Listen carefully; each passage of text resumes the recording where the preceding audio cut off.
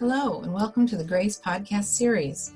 My name is Denise Brock, and I am the Operations Director for the Global Resource for Advancing Cancer Education, or GRACE. In this podcast series, we interview patients, advocates, and healthcare professionals to provide the most updated information for our community and to highlight important issues facing those dealing with a cancer diagnosis. We hope you find this information valuable. For questions or comments, please visit us at cancergrace.org.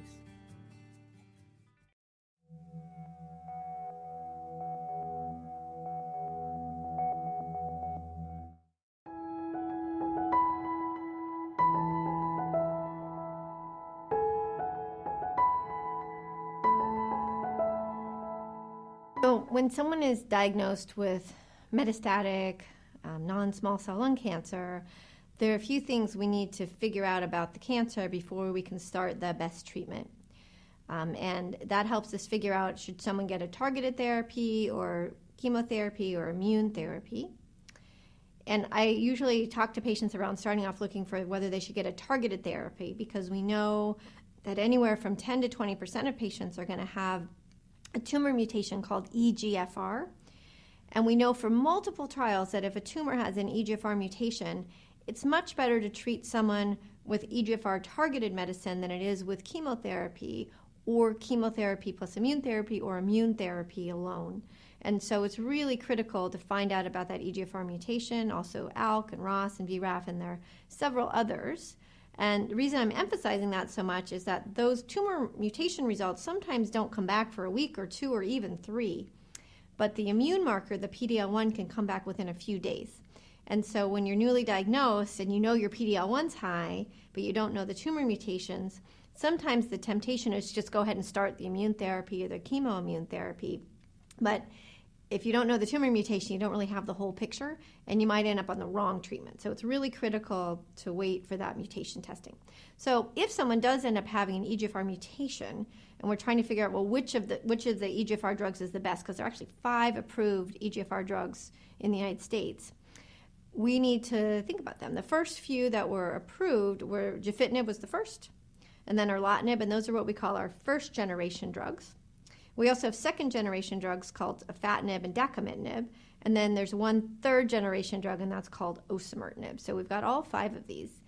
And we know that if someone starts on one of the first or second generation drugs, when those drugs stop working, the most common reason is that a new mutation is added in EGFR. And so the tumor figures out how to make another mutation.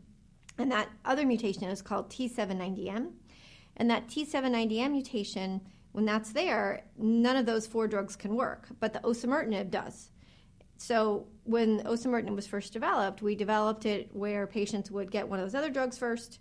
When they stopped working, if that T790M mutation was there, then people would get osimertinib. So that was sort of the sequencing, first or second generation drug, and then go to third generation. But then there was a trial trying to figure out, well, is starting with osimertinib better than starting with either the first generation drugs, gefitinib or erlotinib? That trial was called the FLORA trial. And in the FLORA trial, what we've known for quite a while is that if you start on osimertinib, it works longer than if you start on erlotinib or gefitinib in general. Now, there are always exceptions, and I certainly have patients who started on erlotinib or gefitinib. Some of them are still on today, 5, 6, 7, 8, even a couple out to 10 years who started on those drugs, right? So that's fabulous, but that's not the most common outcome. So if you look at all comers, those who started on the osimertinib had that drug work for longer than if they started on erlotinib or gefitinib. What we know is that if someone starts on erlotinib or gefitinib and they get T790M and they get osimertinib, then their amount of time on those drugs is almost the same as if they started on osimertinib to begin with.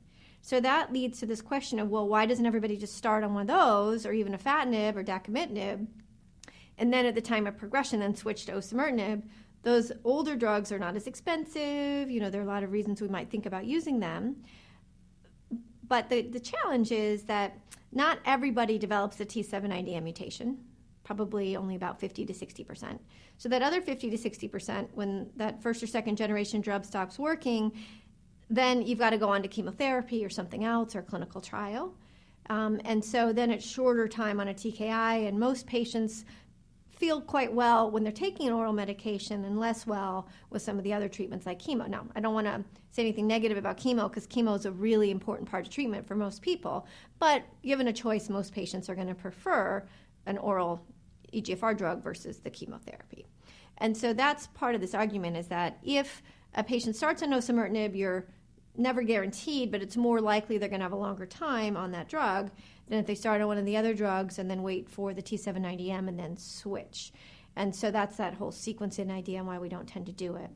We also had new data that came out in 2019 from the FLORA trial showing that because so many of the patients who start on one of the first or second generation drugs don't make it onto the third generation and keep going, the overall survival was better for the people on osimertinib on average who started with it than those who went from one and then switched to the other. However, there's a lot of controversy still around that. There were some subset analyses saying, well, maybe that's not true for all patients. Maybe it depends a little bit on the EGFR mutation. Maybe it depends on where the patient lives globally and where they were getting their practice. Maybe it's some ethnic differences. So there's still a lot of questions. In the U.S., not a lot of controversy. We almost always start with the osimertinib drug. Globally, more controversy because of the costs and the fact that the osimertinib drug is more expensive than the older second and first generation drugs. So that's an area where we still have a lot of conversation. Then there's the questions around toxicity, right? So these drugs all have some toxicity. On average, the osimertinib is better tolerated. It doesn't cause as much rash for most people, but it can cause that pneumonitis, the lung inflammation. They all can, but osimertinib can as well.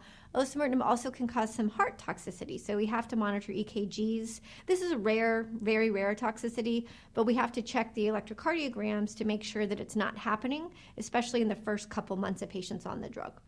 And we have to check echocardiograms as well to follow up on that.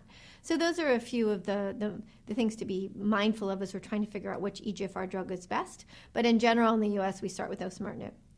Now, where the research is going is, well, what do we do when the osimertinib stops working? Because we don't have a single mechanism that happens to stop the osimertinib from working. So it's not like that T790M for the others. So when the osimertinib stops working, there are a lot of different things that can happen. Usually, we'll then go to chemotherapy. That's the standard.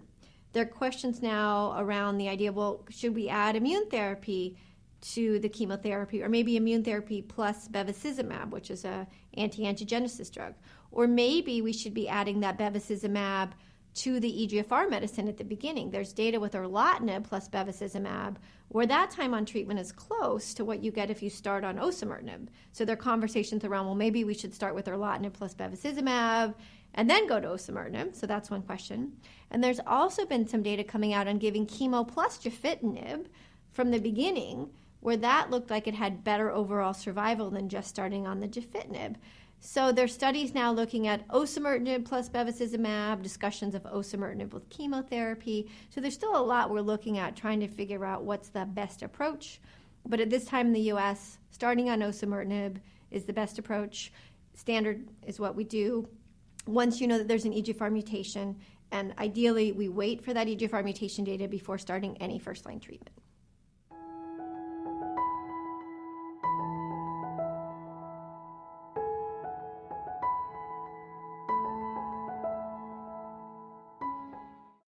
Thank you again for joining us. This podcast was made possible by the generosity of sponsorship from our friends at Lilly, Novartis, Takeda, AstraZeneca, and Exelixis. Please like and follow us on Facebook and Twitter. Send us feedback, share your story, donate and visit us for more information at cancergrace.org. Thank you for listening.